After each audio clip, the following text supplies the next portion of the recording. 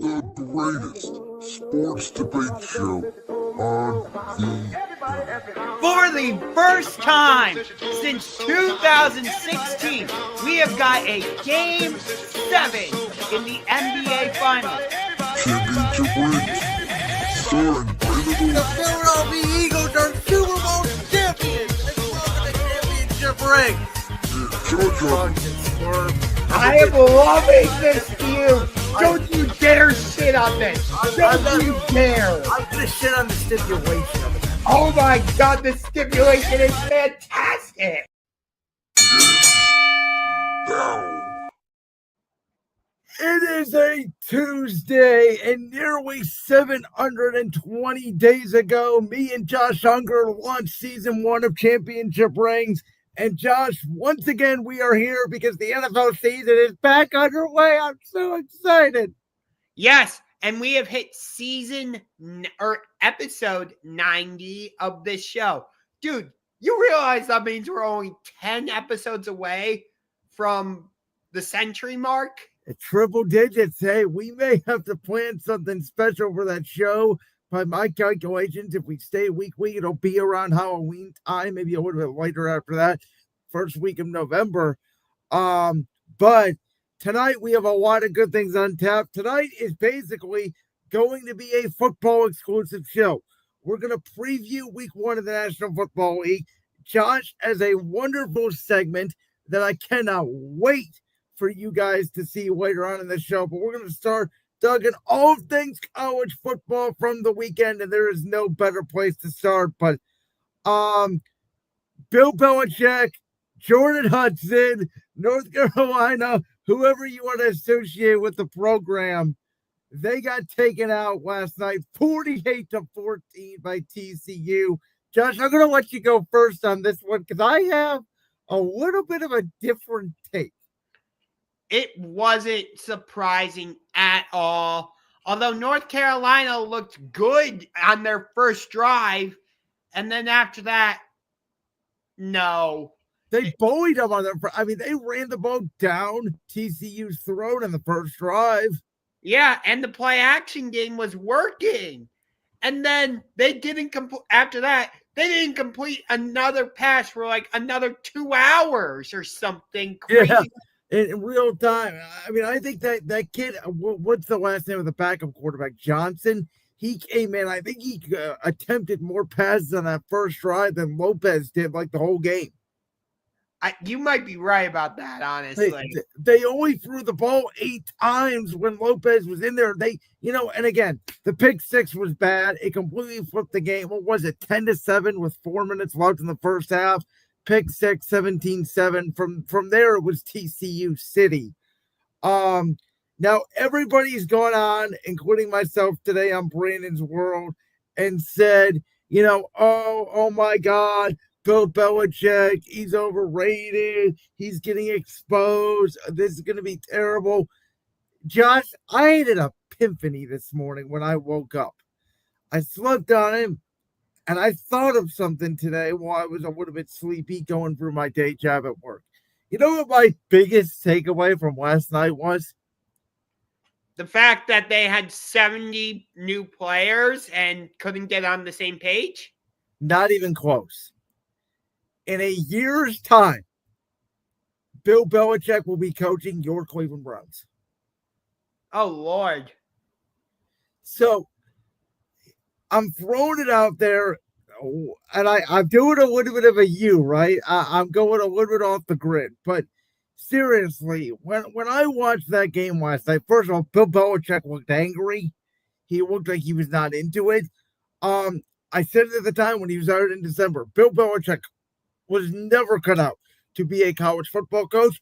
I believe there's a handshake agreement to where he leaves North Carolina and Steve Belichick automatically becomes the new head coach of the program.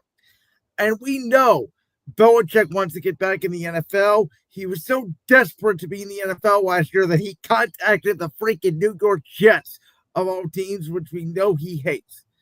In my opinion, there's only 2 NFL franchises who can legitimately give Belichick the keys to the car, and it would be the Giants and it would be the Browns. And the Browns, I think, would allow Belichick basically to pick his own quarterback because they wouldn't be married to Shador or Dylan Gabriel at that point, where I think the Giants would be a little more married to Jackson Dart. So I look at it and I go, if the Browns go off the rails this year and Belichick is bad at North Carolina as he was last night, Josh, I think Belichick could be living in our city next year. I can't see the Haslams doing it. I can't. Everybody's telling me that, and my argument is, if they go 3-14 again, Andrew Berry and Kevin Stefanski clearly would need to get blown up, in my opinion. And to me, again, I think this whole North Carolina conversation is about getting Belichick back to the NFL. We know Belichick wants complete power. Why not let him go to Cleveland and fix whatever mess you have? I mean, he would have complete autonomy over that roster. Do I really want that, though? Like, he had complete autonomy in New England, and he drafted Colton Strange. Yeah, I know. And listen, they have 70 new players. Now, they're going to get better throughout the season. I don't think that Lopez is a very good quarterback. I think they have a very good run-blocking offensive line. I don't think they have a very good pass-blocking offensive line at all. Their defense, I think, will get better. I know they play some sort of cupcake in week 2. I don't have the name. It might be Chattanooga or somebody off the top of my head. Let's see. UNC football. Charlotte. Charlotte. I knew it started with a C. So they play Charlotte. Then they play Richmond. Then they play UCF. So, I mean, could they be 3-1 when they go to, or when they host Clemson? Sure. But from what I saw last night, man, like, this is a 4-win football team. Is Belichick going to really coach a 4-win football team in college? It was not good. TCU was doing whatever they wanted. Jordan Dwyer looked like a man amongst boys last night. And TCU is a Big 12 school where they're cupcake defenses. I mean, TCU's a good team. They're not a great team. You know, they obviously made the college football playoff a couple years ago, but they're not on the same level. But they looked like North Carolina was completely out-coached, outclassed. And Bill's expressions on the sideline looked like he didn't even want to be there. And when they play at UCF, UCF is another Big 12 team. So yeah. I mean, again, I don't know. Like, they're nowhere close to Miami. They're nowhere close to Clemson. And Florida State looks legit. I mean, look at the way they absolutely hammered Alabama. I want to get into that game because did you hear what Castellanos, the starting quarterback for Florida State, was even saying? Like, they don't have Nick Saban isn't there to save them. What are they going to do? And Florida State just went up and down and did whatever they wanted. They looked like the team from the SEC, not Alabama. Everybody's saying Alabama this, Alabama that. Kalen DeBoer is on the hot seat. I've even heard that Alabama should try and convince Nick Saban to come out of retirement. ESPN employees are saying, please let Nick Saban get out of the contract with our network so he can go back to Alabama. But why is the story so much about Alabama? That's my question. Florida State was 2-10 last year, and they come out and they punch Alabama right in the mouth. They punked Alabama. Because Alabama was supposed to be at least the top 3 team in the SEC this year, along with Georgia and LSU, and they fell flat on their face. And Kalen DeBoer was a very good coach of Washington. Remember the last year he was there, Michael Penix, and they battled with Bo Nix in Oregon. Remember that classic Pac-12 championship game? And everybody liked DeBoer, but maybe we're just realizing that he wasn't ready for the SEC and that, the Pac-12 isn't the SEC at this point. And No shit. Like, when he was at at Washington, he was all about finesse and, trick plays and big passes. That's not going to get it done in the SEC. The SEC is defense, line of scrimmage, establish the run game. Like, that's how teams win in that conference. You know, and again, maybe they just took Florida State too lightly, thinking that they were going to roll over. I do think it's a little bit of an overreaction to go, oh my God, they need to bring back Nick Saban and Alabama's done. Like, it is week 1 of the college football season. Okay, this isn't the 14 playoff anymore. This is a 12-team playoff now. You know, it would be like, remember that one year Ohio State with Urban Meyer lost the opening game to Virginia Tech? yes. And yet they still won the national championship. Yes. So that's what I'm saying. Even with like Belichick and North Carolina, I'm not here to overreact to week 1. I do think there are some concerns for Alabama, mainly at the quarterback position offensively. I think they'll get tougher on the defensive line. Like, I want to see them play against Georgia, because that was the best game Jalen Milroe played all year last year. Remember, that was the crazy game where Bama was up early, then Georgia came back, then Ryan Smith made that incredible catch down the sideline to win the game for Alabama. That, to me, will be the test if Georgia blows out Alabama. That game is September 27th, I believe. In Georgia. That, to me, is Alabama's first test. They can lose this game to Florida State and be fine. Was I shocked by it? Yes. Is there some concern to it? And I understand it from the Bama folks, yes. But this is like NFL week 1 overreaction now in college football. Listen, with the when you're the guy that's following the greatest coach of all time, as Nick Saban, is touted to be, you gotta at least meet that high standard to a certain degree. Well, it's very hard. Remember what I said about Gerard Mayo when he took over for Belichick? I said it's not going to work. You can't be the guy after the guy. Just like I said, Mac Jones was not going to work for the Patriots because you can't be the guy after the guy. I mean, it's true in all sports. When you have these legendary we're figures. On the same page then. I mean, I like DeVore. I don't think he's a bad coach. I just think the expectations for Alabama are way higher, and I have set them there. I think they are a really good team, but maybe we just have forgotten that Nick Saban is the GOAT for a reason, and we need to lower Alabama's expectations. That's all I'm saying. But again, this whole conversation has been Alabama, Alabama, Alabama. Let's flip the script. Because no one believes in Florida State. Let's be real. Florida State. Mike Norvell did a heck of a job coaching this team. He gave the offensive keys to Gus Malzahn. They were doing whatever they wanted. Florida State looks like a legit team now. They may be a legit team and they can win games, just like Tennessee was a legit team last year. Nobody thought Tennessee was a legitimate national championship contender. If Florida State keeps winning, they'll be viewed that way. Let's see. Okay, so they're not going to they play at Clemson in early November. Is that their next ranked game? Yep. Well, no, actually no. October 4th, they host Miami. Okay. There's their test. So, by the way, oh my God, I can't believe they take out my alma mater, Kent State. Take Florida State minus 50 in that game.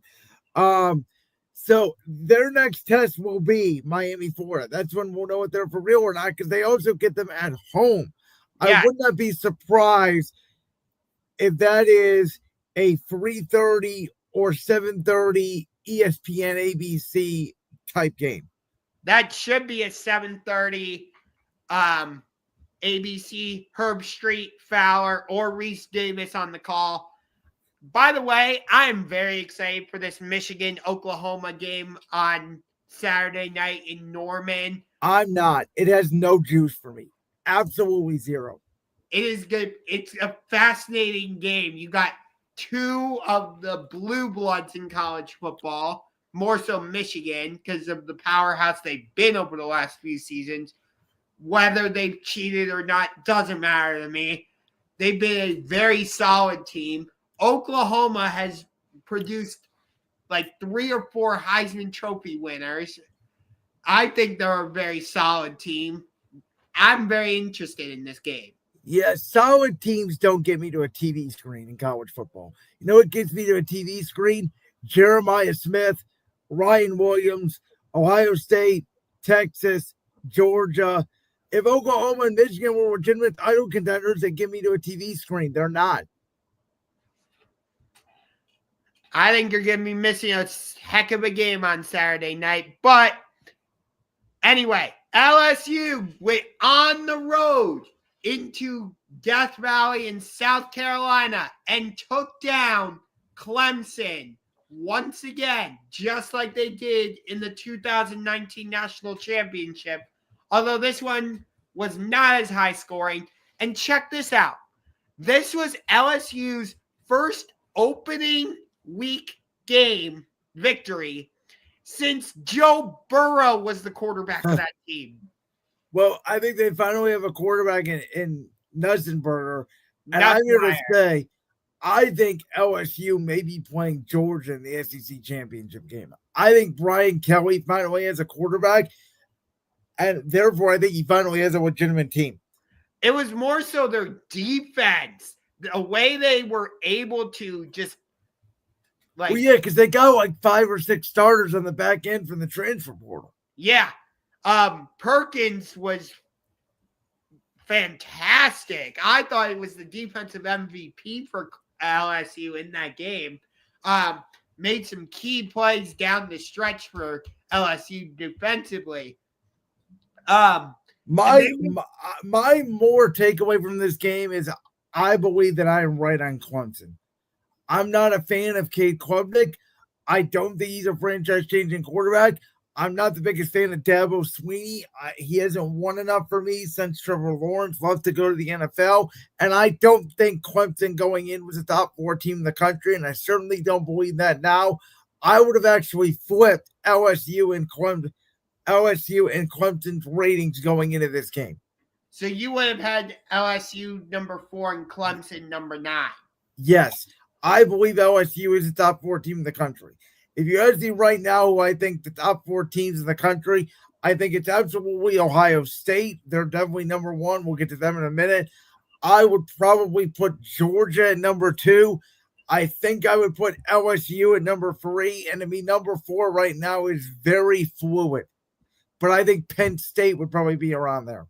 Well, they came out with the AP poll today, and it goes Ohio State 1, Penn State 2, LSU is at number 3, Georgia 4, Miami 5, Oregon 6, Texas fell all the way to 7, Clemson fell to number 8, Notre Dame at 9, South Carolina 10. That's your top 10. I would put Texas and Oregon, but besides that, I mostly agree with the teams. I mean, you could order Ohio State, Penn State, LSU, and Georgia to me in any order right now. Alabama fell all the way to 21, and Florida State came in at number 14. Wow. Talk about an overreaction, though, from the AP to go from unranked to 14 in one game. Well, yeah, you took down a top 10 team in the fashion they did. It's one game. Like, to me, I've always said this. I don't believe the real ratings start until the committee rankings start. That's when I actually pay attention to the rankings. Okay. Well, in terms of this Miami Notre Dame game, it was another classic in this rivalry. Catholics versus convicts. These two teams, when they play each other, it usually comes down to the wire, just like it did on Sunday night. I thought Carson Beck played a heck of a game. I thought Carson Beck played the best game he's played since the national championship game when he won the back-to-back titles. But I was equally, if not more, impressed with Notre Dame's starting quarterback. I believe his name is C.J. Carr. Yeah. At times, I thought Riley Leonard was still under center for Notre Dame. That's how well he played. Notre Dame is probably still going to be in the mix, but they really need to join the Big Ten. I don't get why they refuse to. It's probably because they're like, we're Notre Dame and we can stay independent. No, you can't. Josh, we have two good questions from Grandizer here. I'll pop the first one on the screen. Do you have one college team that was surprised this year? A team no one is seeing that may have a great season? Okay. I actually would have answered this question with Florida State. That's fair. I thought they were going to have a better year than 2-13, obviously.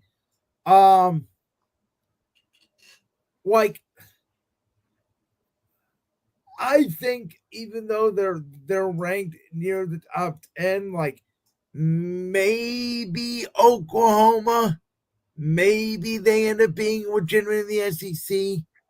Well, depends on what they do against Michigan. Oklahoma is ranked actually behind Michigan. Oklahoma's 18. Michigan is 15. So that's what I'm saying. Does Oklahoma, with this win, do they opt into that territory of they could sneak into the top 10 by the end of the year? Oklahoma, after this game, I'm looking. They don't have another ranked game until Texas, I believe. Yes. And then that starts a brutal stretch because they go Texas, at South Carolina, home against Ole Miss, at Tennessee, at Alabama, and then they finish the season at home against LSU. Yeah, that is brutal. The other one is, and I don't have an answer to this question. Oh, I do. A minute. Go on. Garrett Nussmeier from LSU. Okay. I mean, for me, and it's very rare that a receiver wins it. I think the last receiver won it was Devontae Smith. I could be wrong on that. That is correct. To me, it's Jeremiah Smith. I think that guy's the best player in college football. Yeah, but it's going to be quarterbacks. And if LSU can continue this run, because they got Florida coming up shortly. And let's see. They also play, I believe, at Alabama. Let me double check. That is going to be a good game now. Yeah, they got LSU at Bama. They got at Ole Miss, home against South Carolina, Texas A&M, Alabama. So if Garrett Nussmeier can knock off Florida, Ole Miss, South Carolina, Texas A&M, and Alabama, that's a solid argument. Because that I agree with you. I think he's got a chance. I'll tell you one guy that knocked himself out of the running this past week. Some guy named Arch Manning, the quarterback of Texas, who I had said on last Thursday show that we did. I had asked the question, is Arch Manning really as good as everybody claims he is? Because he could not beat out Quinn Ewers when he was at Texas. And I'm not here again to sound the panic button on Arch Manning, but he was bad on Saturday. And give he was credit missing. to Matt Patricia in Ohio State's defense. And, by the way, I may have to bring back the this is a pen. What's he? Do I have a pencil? I do have a pencil. I may have to bring back the Coach Pencil meme for this season because Coach Pencil is now the defensive coordinator of Ohio State. And I agree with you.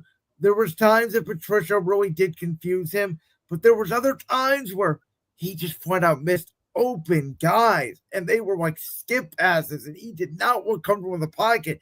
He had happy feet. And again, it's year 3 under Steve Sarkisian's system. And Josh, I know it was his first ever road start. I expected him to not play well, I didn't expect them to only put up 7 points on the board. Yeah, I wasn't expecting it to be that low scoring of a game. I thought I said, remember what I said? I said it was going to be like 2017, more lower scoring than most. I said it was going to be a defensive game. Turned out it was. But I think this is the case that both these teams had a first, time quarterback starting, and defenses are typically ahead of the offenses early in the season. I did like the way Julian Sayin played in that game, though. Yeah, he was definitely calm. He made good rhythmic decisions. I thought Brian Hartline, their new offensive coordinator, who's been their wide receiver coach for years, I thought early on they were sort of hesitant to let it rip. They let him rip more in the second half. I thought it was very weird how Texas really protected Arch Manning. Like they were keeping him in bubble wrap. Yeah. I didn't see a lot of bootlegs and play action passes from Texas to get Arch Manning away from, the pressure and stuff. Ohio State, for the most part, was just able to pin their ears back and get after Arch. Like, I don't get it. He was able to settle into the game very late in the fourth quarter. Their touchdown drive, he made some good throws. Yes. But again, the thing about this game was, even though it was 0-0 and then 7-0 for a while, it never felt like Texas had a shot to me into the first quarter. It just felt like Ohio State was very much in control. Yeah. I thought Matt Patricia did a great job of showing Arch Manning one thing, and then Ohio State's defense would be like a chameleon and change into something else. That was one of the biggest differences. And Ohio State's not going to get tested again until they host Penn State. Like, they host Grambling this week. They're going to win like 65-0. Well, don't they play Illinois at the start of October, I believe? I know Illinois is supposed to be pretty good this year. I can look. I know there's a game at Illinois, I believe, that October 4th or October 11th. Before they play Penn State. Yeah, they're at Illinois on October 11th. October 11th. So Illinois dropped one spot to number 11. That will be a test for them, in my opinion, because they're not going to get tested again. Wisconsin, though, even though Wisconsin's not a great program anymore, I will say Ohio State does typically struggle when they go to Wisconsin. Yeah, Camp Randall has been a very difficult place for Ohio State. I will never forget when the Badgers absolutely destroyed them back in 2010. So that's a tough little stretch, but you're like at Washington, home against Minnesota, at Purdue, home against UCLA, Rutgers. Like, the Ohio State's probably going to handle Illinois pretty easily because it's Ohio State. But yeah, that's my take on it, honestly. The biggest thing for me when it comes to Arch Manning, and I said this on last week's show, I've been told 3 times in my life there was a generational prospect in the NFL. The first one was Andrew Luck, who turned out to be generational, which is Ryan Grinting and the old coach regime refused to put an offensive line around him. The second one was Trevor Lawrence, who we're still waiting to see. I mean, we said on Sunday, is he still a legit NFL starting quarterback? And the third is Caleb Williams, who we're about to find out this year with Ben Johnson. All 3 of those guys I've heard, generational prospect. Oh, they're so good in college. They're lighting it up. Arch Manning doesn't strike me as a generational prospect when I watch him. That's all. When I saw more juice out of guys like Lawrence, Caleb, even a Deshaun Watson, even a Tua back when he was at Alabama, Burrow that year at LSU. I think the rumors out there about his grandpa saying that Arch is going to stay at least 2 more years at Texas and play a full 4 years, to me, Arch looks like he needs another year under his belt. Yeah. Texas, they have to play at Florida. Home, they play the Red River rivalry against Oklahoma. Then they have to play at Georgia. That's the game we need to see Arch in.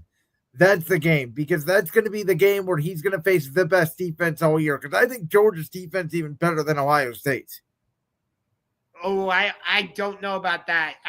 Not when you have Matt Patricia, who's won like 3 Super Bowls and can throw. Matt Patricia is the most overrated coordinator of my lifetime. He may be great in college, but what has he done outside of coaching with Belichick? When he went to Detroit, their defense wasn't good. They were terrible. What did he do when he was in Philadelphia, Josh? He destroyed my locker room. Well, talking about your Eagles, they're starting the season on Thursday by unveiling their Super Bowl banner against some version of the Dallas Cowboys. They are. But before we get there, Josh, it is time, because before we get to talking about week 1 of the NFL, you have a special segment that we are about to unveil. The first ever NFL Josh Ungar realignment. Yeah. I figured Major League Baseball is now talking about going through realignment. So I decided I'm going to do the same thing. So I'm going to pull up the graphics. I'm going to go in order of the way you sent me this via text, the way you did it. So this graphic here, and we may adjust so that, oops, hold on. I just tried. There we go. That should be good right there. So this is Josh's NFL realignment, and the first 4 teams. I know the topic bar cuts down there on the bottom left. So, okay, we'll just do it like that. You have the Pacific Division, which is the Seahawks, the Niners, the Chargers, and the Rams. So I'm going to let you explain each process in the division, and then I'm going to react to it. So I figured with the Pacific Division, just put all 3 California teams in, and then Seattle was the obvious choice to include with them because they're in the Pacific Northwest. So it keeps 3 of the 4 teams from the actual NFC West in this new division, and I'm just replacing the Cardinals with the Chargers. Yeah, I agree with you here. This division makes sense. Before we move on, I think it's important to let the people know, though, that so your divisions are not like AFC Pacific, NFC Pacific. These are 8 new name divisions. Correct. If you want to make it AFC and NFC, I guess you can. I didn't really consider that, though. So, whatever. Okay.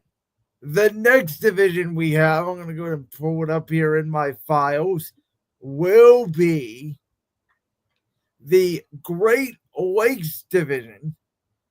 Okay. Which will consist of the Buffalo Bills, the Indianapolis Colts, the Cincinnati Bengals, and the Cleveland Browns. So I did strongly consider putting Chicago in this division instead of Cincinnati. Detroit was also considered. But ultimately, I decided to keep Cincinnati with Cleveland. And Buffalo, I mean, Cleveland and Buffalo are called the Lake Erie Bros. So it made sense to put them into this division. And I've always wanted Indianapolis and Cleveland to be in the same division because when they play each other, at least the past couple times, I've felt like it's been really good games, and I view them as a bit of a rival for the Browns. So I'm like, okay, if I'm realigning the divisions, the Colts should be in the same division. So there's your Great Lakes division. Buffalo, Cincinnati, Cleveland, Indianapolis. But again, I strongly considered replacing Cincinnati with the Chicago Bears. So here's where I'm at. I think that the Bengals and Browns make sense because they're both in Ohio. I took these division realignment as more so geographically. So to me, the Bills should be in the same division with the likes of the Patriots, the Jets, the Giants. Keep all New York teams in one division. And I think if you're going to have a division called the Great Lakes, it doesn't really make sense to have Indianapolis in that division. I would have rather seen Chicago in here and have Cleveland, Cincinnati, Chicago.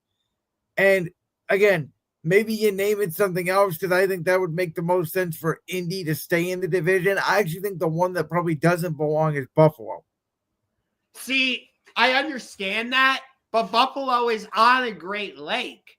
So they are. So if you're going to keep it a Great Lakes division, then to me, the Colts don't make sense.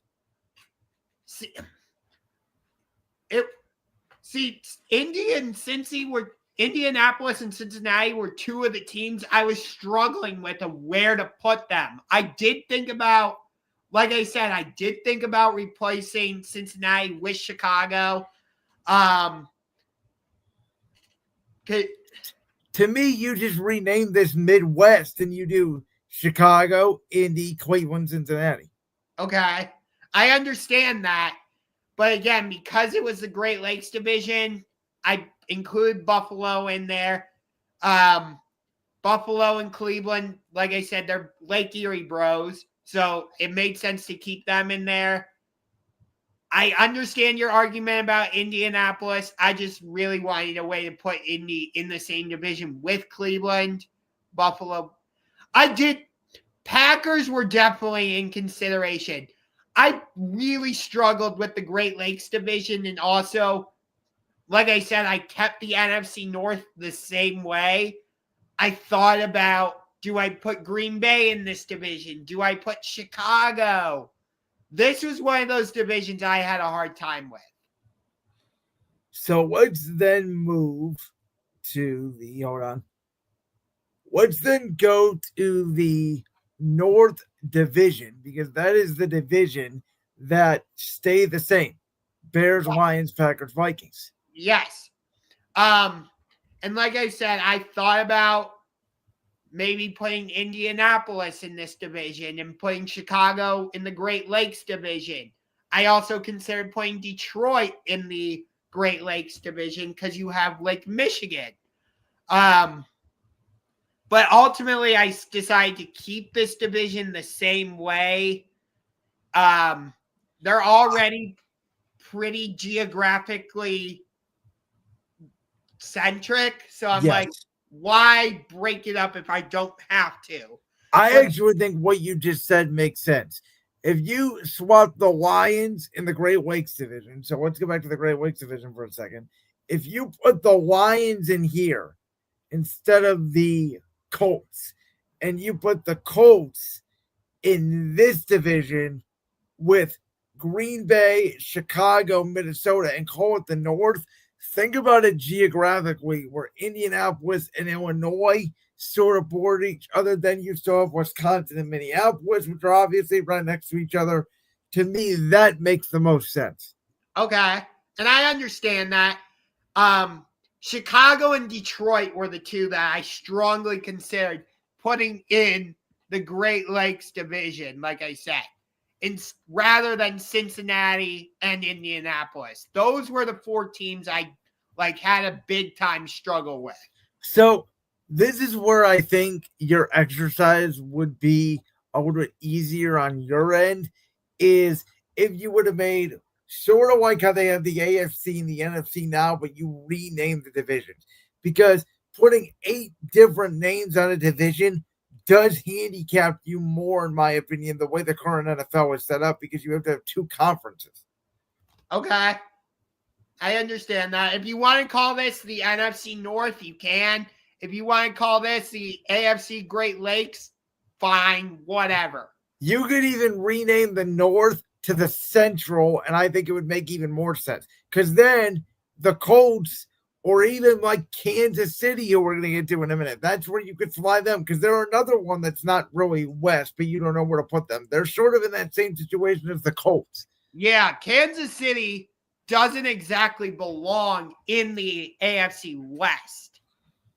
So let's then move to, let's see, what do I have next on my sheet? I have the Southeast Division. Okay.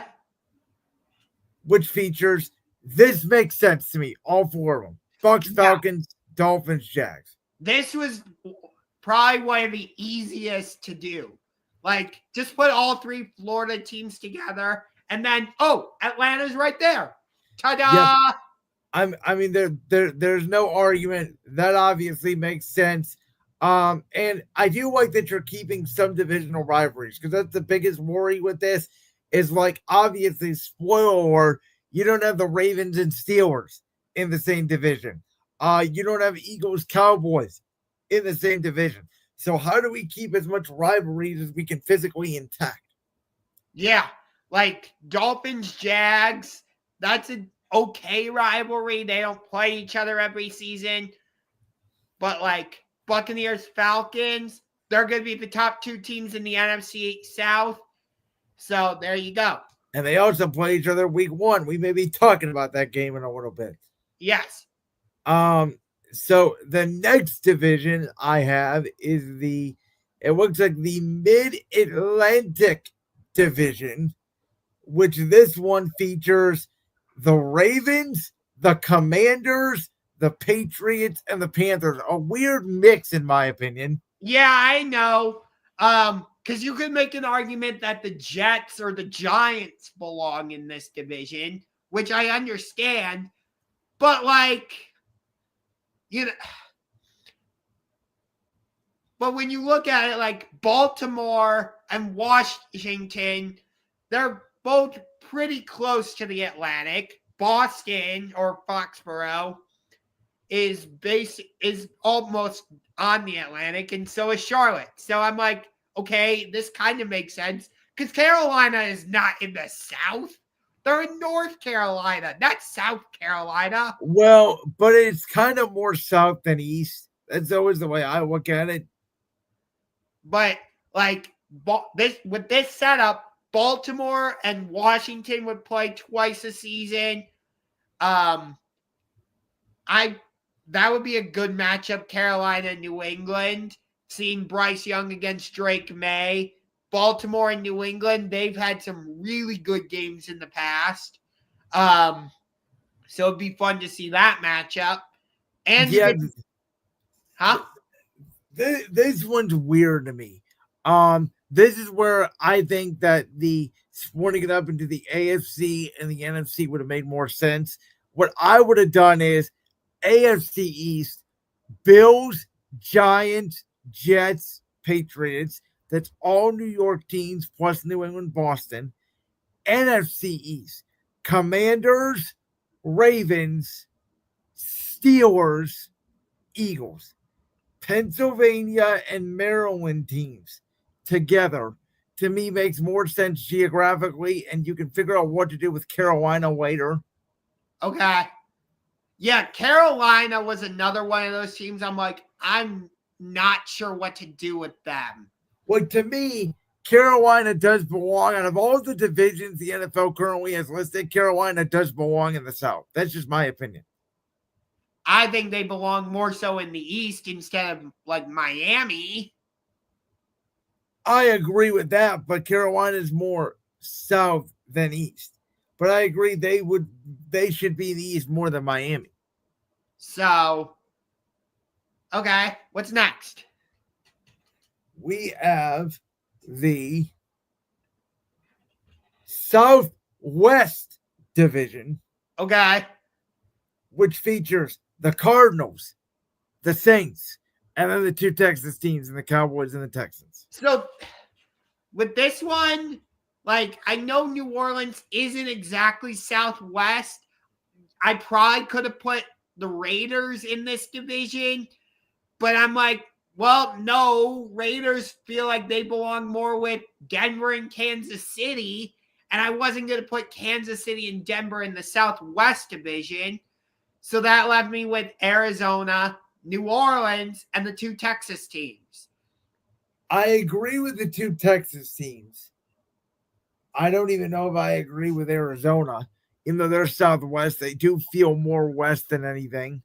Like a second Pacific. And New Orleans just doesn't feel Southwest at all. New Orleans, once I put Atlanta, Miami, Tampa Bay, and Jacksonville together, I got stuck about where to put them. And because New Orleans is somewhat close to Dallas and Houston, that was my strongest support for them being in this division. Yeah. So I know New Orleans doesn't make a ton of sense alongside Arizona, but again, once I put Atlanta with the 3 Floridian teams, I didn't have a lot of choices about where to put the Saints. No, I agree. I think the Saints and Panthers belong in the same division still together. I just don't know yet, based off these names, where to put them. Yeah. Okay. Next up, that was the Southwest. So we are going to the Central Division. This is where I have okay. So this, to me, Tennessee feels completely off. I'm going to be the first to say it out loud here. Okay. So here's what I would say. I think Tennessee, New Orleans, and Carolina could all be in a division together. Okay. But who would that fourth team be? I think Chiefs, Raiders, Broncos, and Arizona could all be one division. So swap Tennessee for Arizona. I did think about that. I really did. But again, I was like, Arizona kind of makes sense with Dallas and Houston. I think Arizona is more west. I think it makes more sense to Vegas. It's like right next to Vegas. It's around the Denver. It's in the same time zone as Denver. It's in the mountain time zone. Okay. So that to me makes the most sense. Tennessee, again, was one of those teams that I'm like, I don't know what to do with them. They're so geographically far away from Denver and Vegas, though. Like that, it doesn't make sense if you're going based off geographics. I did think about putting Tennessee, Cincinnati. That actually would have been a good division. Tennessee, Cincinnati, Carolina, and New Orleans. In my opinion, Cincinnati has to stay with Cleveland. Both Ohio teams. That's true. So to me, the Titans, Saints, in this scenario, I'm replacing the Chargers with the Titans. And that to me makes not a lot of sense, but I understand the predicament you're in, because if you go back to the Pacific Division, let's pull that up real quick. Seahawks, Niners, Chargers, Rams, that obviously all makes sense with the three California teams. You have to keep those the same. And I have Cleveland and Cincinnati together in the Great Lakes Division. And Seattle makes sense. I mean, you could do even Seattle, Arizona. If we go back to the Central Division, you could do Seattle, Arizona, Denver, and Vegas is one division. What about Kansas City, though? Kansas City could technically move more to the, what did you call it? I know you called it the Great Lakes Division, which again, I think that would actually need a name change, because you could do Kansas City, Cleveland, Cincinnati, and Indianapolis. You could call this the Central Division. This to me is more central, where you could do a West Division and then you could do a Pacific. Okay. I understand that. Because there's really two tiers of West Coast teams. There's the California teams, but then there's the Denver, Vegases, and Arizonas. Right. Hey, this wasn't easy for me to put together. Oh, I did. Trust me, I know that because I did it in 2020 when we were going through COVID. So I have done this exercise before. Okay. The final division, the Northeast. Jets, Steelers, Giants, Eagles. Obviously, I have made my feelings well known about this. I think the Jets and Giants need to go with Buffalo. I do like Pittsburgh and Philadelphia together. To me, if you keep one of each of their rivals, you keep the Steelers with the Ravens and the Eagles with the Commanders. That is more of a Northeast division. And the Jets, Giants, Bills and Patriots can be an Eastern Division or whatever you want to call it if you want to go by a different name. I understand that. It just makes, since the Jets and Giants don't actually play in New York, I'm like, well, New Jersey's close to Pennsylvania. There you go. But And New Jersey is still like a paramount of New York, right next to Buffalo. It's more closer to Buffalo, and then Boston, Massachusetts is more closer to that than Pennsylvania. Yes, but it was also like, I want to see the Steelers and Eagles play each other twice this season, not have to wait 4 years to see it again, because it's the Battle of Pennsylvania. We get the Penguins and Flyers a couple times this season. The Phillies and Pirates always play each other. Oh, you can keep the Steelers and Eagles, no problem. It's the Jets and Giants I would kick out. And you would replace them with the Ravens and Commanders. Yes. Okay? That's a valid argument. I totally get it. Because first of all, I keep the Ravens-Steelers rivalry. There's no way they'd get rid of that rivalry. Yeah. That was a hard one because you know how much I love that rivalry. Yes. I strongly considered that option of putting the Steelers with the Eagles and Commanders and Ravens. I really did consider that. Ultimately, though, I just figured let's put the Steelers and Eagles with the Jets and Giants. I think if the NFL realigns, they're going to try to keep division integrity as much as possible, a.k.a. keep the current rivalries as much as possible. I would think so. Because the other thing is, there's no way that the Packers and Bears aren't, which you have obviously, but there's no way they're not in the same division to me. No, I agree with you. Like I said, with the Great Lakes division, I strongly considered putting both Chicago and Detroit in that division instead of Cincinnati and Indianapolis. Obviously, I think it's a cool name, but I don't know if the NFL has enough teams to make that work.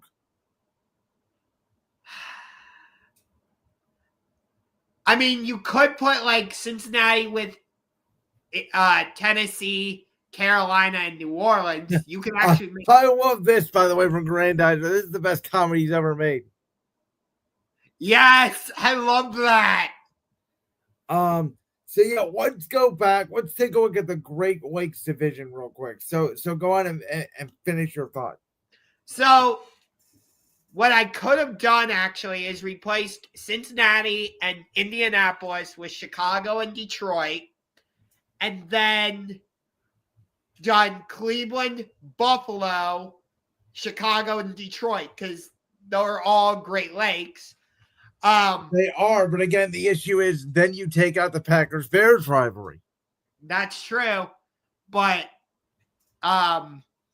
like you would get, I think you would get a rivalry with Cleveland and Detroit. That's why, to me, if you keep this name for the division, you actually take out Indy and you put in Detroit. And you just swap Indy and Detroit, basically. Okay. I understand that, but if you're doing that, I would take Cincinnati out and put in Chicago. Yeah. It's hard for me, though, to take out the Battle of Ohio. I understand that, but you could get a new rivalry with Cleveland and Chicago. Like I said, I really wanted to put Cleveland and Indianapolis in the same division. It's hard to take out all the division, most of the division rivalries in general. I mean, it's hard to shake up the AFC North. Let's be real. I think the only division that wouldn't mind a complete realignment is like the AFC South. Yes, Indianapolis does not belong in the South. What are we doing? Yeah, again, that's why I think if you do the Central Division with like Indy, Kansas City, and maybe like Green Bay and Chicago, and I don't know. Yeah, trust me, I thought long and hard about this. It wasn't like I went 15 minutes and done. No, I understand. Okay. With that in mind, Josh, week 1 is up on us, which means, let's cut back there a little bit, which means it's time for us to reveal our top 5 week 1 NFL games. I want you to decide. Do you want to go first or do you want me to go first? I can go first on this because I probably have a couple games on my list that you're going to be like, what? As you always do. It's that time of year. We're back, folks. So at number 5, at 1 o'clock on CBS in Gillette Stadium, Raiders, Patriots. I think this is a really interesting game. You got Drake May going into his second season now with Mike Vrabel as his head coach and Josh McDaniels as his offensive coordinator. Meanwhile, on the other side, Pete Carroll is now the head coach with the Raiders, and Geno Smith is the starting quarterback.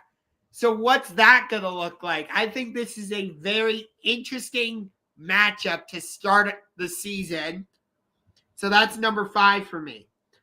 Number 4, I'm heading to the Rocky Mountains for Tennessee at Denver. Cam Ward is making his first career start against that defense in Denver. Like, Cam Ward was not talked about a lot this offseason. Tennessee, we don't think they're going to be very good, but you know there's always that one team that comes out of nowhere and shocks everybody. Maybe Tennessee could do that. We'll see. I have Denver winning the division, and I know I'm not the only one. So a lot of people are high on Denver. So to me, it's a very intriguing game. Can I say one thing about the Broncos? Because this is what I find weird about them, okay? I'm going to say this out loud. Most people had either the Chargers or the Chiefs winning the division prior to the Rashawn Slater left tackle injury. How does that injury all of a sudden make Denver the favorite? That math doesn't make sense to me. That's a big loss for the Chargers, honestly. It is, but how does that automatically jump Denver from 3rd to 1st? That's my argument. I really like the pairing of Sean Payton and Bo Nix. Bo Nix could be Sean Payton's next Drew Brees, and we saw how well that partnership went. They won a Super Bowl. They won the division multiple times. They should have won more than one Super Bowl, honestly. Number 3 for me, I'm going to the Pacific Northwest. 49ers Seahawks. I don't have the 49ers being very good this season. I don't think you do either, if I remember correctly. We both have them at 9-8. Okay. So a game over 500. And then I have the Seahawks going 10-7. You are much lower on the Seahawks. Sam Darnold is their new starting quarterback. They moved on from Geno Smith. San Francisco, they're going to start the season healthy, most likely. But Brandon Ayuk is coming off of an injury. What's he going to be like? George Kittle, he's older. No Debo. It's an interesting game, and 49ers Seahawks is always a very difficult game. And it's usually a very good game. And then number 2 is Ravens Bills. It's Lamar versus Josh Allen. Do I need to say any more than that? And then number 1, Lions Packers. This one was obvious for me. Lions Packers. Mike, Detroit, they won the division. They still feel like they're the kings of the NFC North. They won both games against Green Bay last season, but people are picking Green Bay to take the division and win the Super Bowl or play in the Super Bowl. They traded for Micah. Can Jordan Love take that next step, take control of the Packers offense? How does Detroit replace Ben Johnson and Aaron Glenn for me, this game is number one. Before I go, I want to answer Grandizer's question because Grandizer, again, if you missed it, our NFL predictions were uploaded via videos today on the Championship Rings YouTube channel. I believe, Josh, you will have those uploaded tomorrow, Thursday on your channel, correct? I plan on uploading those tomorrow so that they're ready to go for Thursday. But I wanted to just tell Grandizer real quick, order a spoiler. So we both have the Raiders doing well. I have them as a playoff team. You do not. You have them just missing the playoffs. You have New England with 11 wins in the playoffs as a 6th seed. I have them just missing the playoffs at 9-8. No, it was not dominated by wrestling. We did a whole prediction special on Sunday. Yeah, so that's what we're referring to. Okay. With that in mind, Josh, we agree on 2 games on your list, and none we agree on in the same order. Okay. Number 5, and I didn't even want to do this because I'll be honest, I'm not that hyped for this game. There's probably better games I could have picked, but it's my team. I had to do it. Eagles Cowboys, opening night. What are the Cowboys going to look like without Micah Parsons? Are they going to be motivated by Jerry's old ass? And Jalen Carter and Saquon Barkley begin what I believe will be offensive and defensive player of the year campaigns. The Super Bowl banner gets brought down. Jalen Hurts gets to prove to his haters once again that he is a top 5 quarterback in the National Football League this year. My Philadelphia Eagles, Dallas Cowboys, number 5. Okay. Number 4 is we're going to Chicago on Monday Night Football for J.J. McCarthy's first game as a starter against Caleb Williams and the Chicago Bears. I am very interested in what Caleb Williams is going to do this year. I'm going to make a prediction to you right now, Josh. If the Bears are as bad as they were a year ago, it's not going to be the fault of the coach, and they will move on from the quarterback before they move on from Ben Johnson. Caleb Williams has 17 games to prove that he is an NFL legitimate starting quarterback. I think he will do so. And on the other side of it, I want to see J.J. McCarthy. I want to see if he is really the real deal with Kevin O'Connell and all those weapons, or if they did make a mistake moving off Sam Darnold. Very interested in that week 1 game. Okay. Number 3, the game that you had number 1 on your list. NFC North, again, Lions, Packers. To me, I'm not all in on the Lions this year. And there's, to me, a couple better games out there than this one because I think Green Bay could win this game pretty handily. I think the Lions are going to get off to a slow start. New coordinators, Jared Goff outside. I know it's warm weather, but he's still outside. And there's just, again, I like the Lions this year, but it does feel like something is off about the Lions.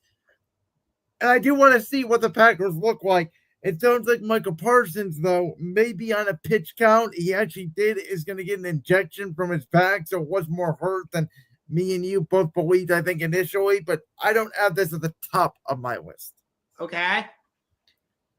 Number 2, we're going to go to Brazil on Friday night for the Chiefs and the Chargers. To me, this is exclusively on YouTube. Yes, it is.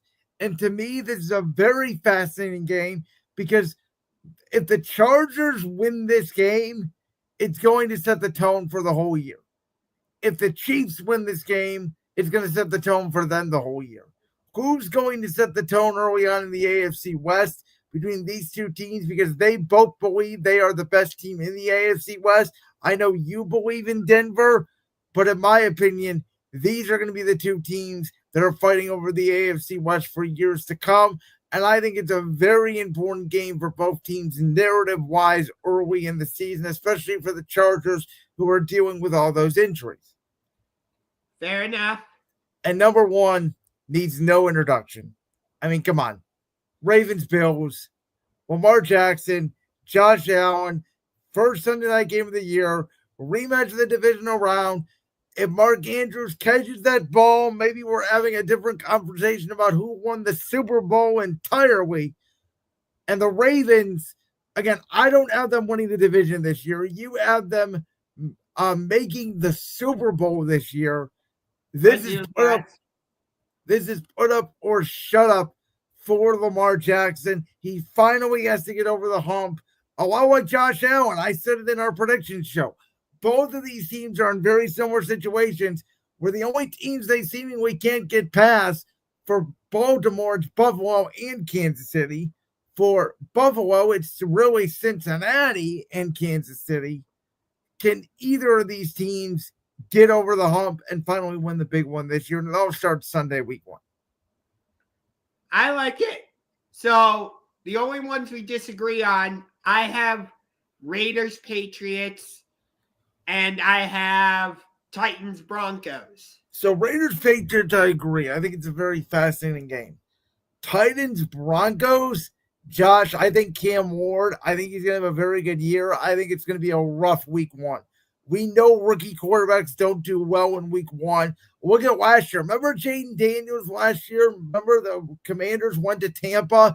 Jaden Daniels had only like 100 yards, and they got destroyed by Tampa Bay. I remember that, yes. I think we can see that very same situation happen for Cam Ward and the Tennessee Titans. So that's why I don't have that game high up on my list. I considered Bucks Falcons because I think it's going to be a good shootout down there. I believe the game's in Atlanta, in the Mercedes-Benz Stadium there between those two NFC South competitors.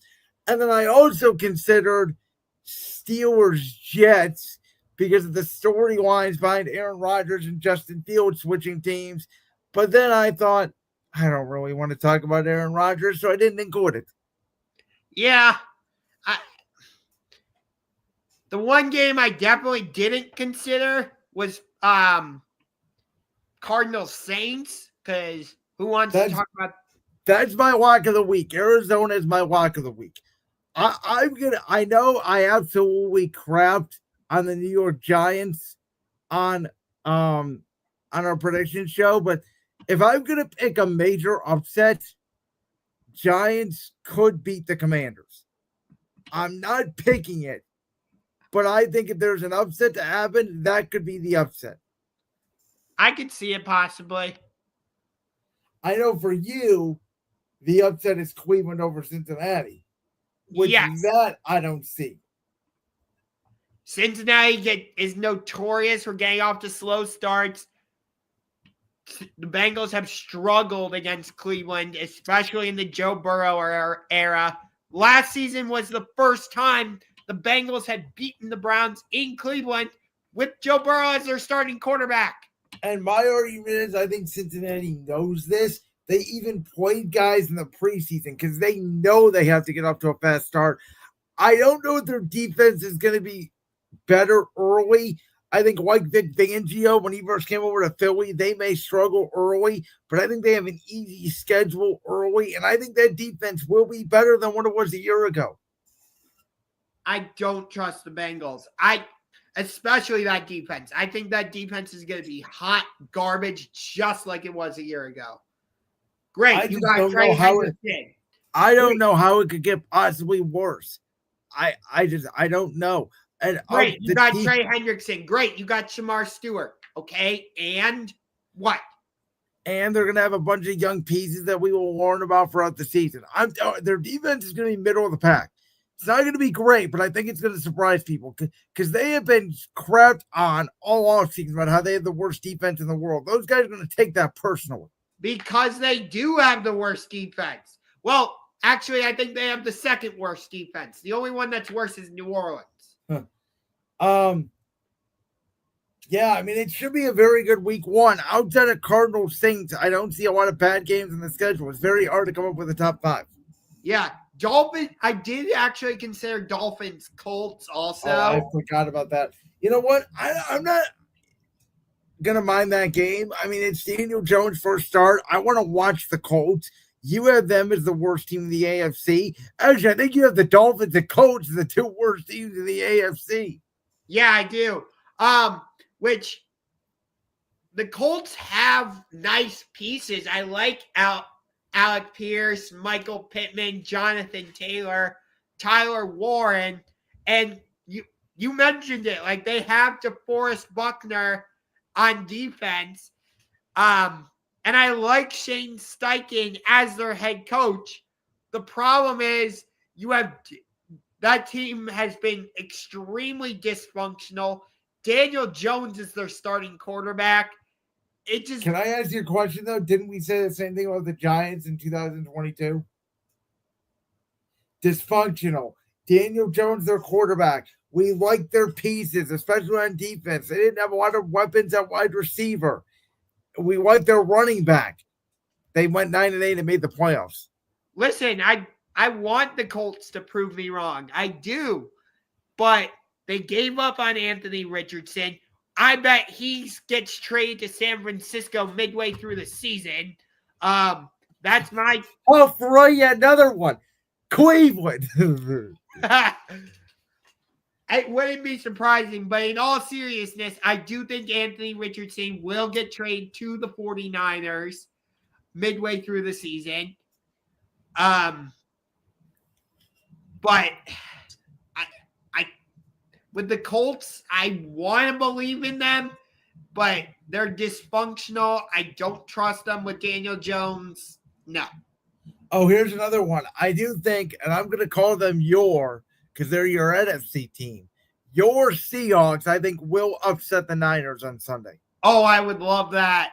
I know you don't think they're going to be very good, but I could see a scenario where if Matt Stafford isn't healthy, Seattle could steal that division. They could. I like Arizona way more than a lot of people. I mean, for God's sakes, Colin Cowherd agrees with you. He has Seattle as the 6th best team in football. So, again, I told you this on Sunday. I want to believe in Arizona, but again, let me see that Kyler Marvin Harrison connection. If they can get on the same page, okay, fine. Because I am projecting that they're going to have a big year. That's my biggest thing for Arizona is I think Kyler and Harrison are going to have a big year. And I think that defense, you talk about a good defense, I think Arizona by the end of the year could have a sneaky top 5 defense in the league. Josh is always, well, okay, with your Dolphins, like. Yeah. Grandizer, the Dolphins stink. Mike McDaniel is going to be fired by week 5. He's not funny anymore. He's not clever. Quite frankly, he ruined his welcome after he scored 70 points on the Broncos and then decided, I'm too cold to play the Chiefs. Yeah. And the Chiefs just said, well, eat shit. You know what? This may be crazy, but don't be surprised if by the trade deadline, we're talking about Tyreek Hill being back in Kansas City. It wouldn't surprise me at all. Tyreek Hill's not going to be a Dolphin this whole season. I'm surprised to this point that he still is a Dolphin. Like, they traded Jalen Ramsey. By the way, I figured out why I confused Josh Simmons and Josh Sweat. It's because the Chiefs drafted Josh Simmons. Yes, the offensive tackle. Yes. So that's where my head was at. Okay, that's a reference to Sunday's show. But that'll wrap up everything for week 1. We'll be back next week talking all things week 2 college football. No. Okay, they end up number 2 in the NFC West. I thought he said the number 2 seed. I misread that for a second. Yeah, no. Not many teams can go to KC in the winter and win. Let's not pretend it's not well, the Dolphins can't win at anything below 50 degrees, Grandizer. I'm sorry to tell you that because your quarterback is not made for cold weather. You need to find a new quarterback. You need to find a new head coach. You need a complete teardown of the reorganization. Yeah, the Dolphins are not a good team. It's just that simple. I don't know how we lost to them last season here in Cleveland. When Tua didn't even play. I don't even because remember. You're the Browns. Yeah, that's a fair point. But I believe in Stefanski. I like Andrew Berry. I hate that we're starting Joe Flacco. You know that's going to be the big story for the Browns going into week 2 because next week they're in Baltimore. It's going to be, oh, Joe Flacco's back in Baltimore. Ugh. All right, guys. Enjoy week 1. We'll be back next week to talk all things football. And peace.